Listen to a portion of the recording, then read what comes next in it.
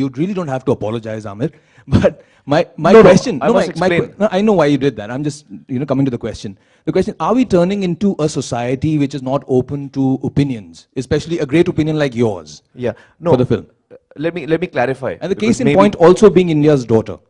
जहां तक in general freedom of speech की बात होती है, तो मेरा ये मानना है कि ये एक ऑनगोइंग प्रोसेस है. हम एक डेमोक्रेसी में रहते हैं, तो हर एक इंसान को फ्रीडम है कि वो जो कहे अपने विचार सामने रखे, और मैं मानता हूं कि किसी किस्म की सेंसरशिप नहीं होनी चाहिए. Freedom of speech is one of a fundamental rights. उसके साथ साथ इस फ्रीडम को हमें मिसयूज नहीं करना चाहिए. ये एक हमारे अंदर एक रिस्पॉन्सिबिलिटी होनी चाहिए कि हम किस तरह इस आज़ादी का इस्तेमाल कर रहे हैं. अब चूंकि मेरे पास आज़ादी है, मैं आपसे कुछ भी कह दूं, ये भी शायद ठीक ना होगा. तो ये एक इंटरनली हमको खुद डिस्कशन करना चाहिए. ये पब्लिक फोरम्स में ज्यादा ये बात डिस्कस होनी चाहिए. आपके घरों में ये बात डिस्कस होनी चाहिए, हमारे घरों में, ये हमारे कॉलेजेस में, हमारे इंस्टीट्यूट्स में, हर जगह ये बात डिस्कस होनी चाहिए. क्योंकि फ्रीडम ऑफ स्पीच कभी खत्म नहीं होना चाहिए. It must be alive. We must as Indians protect this very important right that we all have.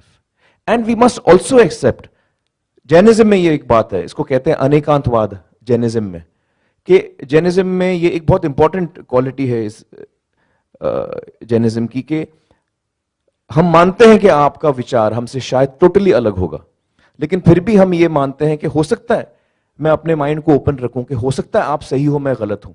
इस वक्त मैं आपसे अग्री नहीं कर रहा हूं, लेकिन मैं एक्सेप्ट करता हूं कि आपका ओपिनियन उतना ही वैलिड है जितना मेरा है, और आपको उतना ही अधिकार है अपने पॉइंट ऑफ व्यू को रखने का. अब मैं तीसरी बात पे आता हूं. मान लीजिए मैं आपकी बात से सहमत नहीं हूं, तो आप भी कहिए कि मैं आपकी बात से सहमत नहीं हूं. We can not take law into our hands. देखिए, फिल्म सेंसर हो चुकी है, ड्यू प्रोसेस से गुजर चुकी है, उसके बाद आप जबरदस्ती हमला करें किसी थिएटर पे, कांच तोड़ें, तो ये अब आप लॉ को तोड़ रहे हैं. ये नहीं होना चाहिए.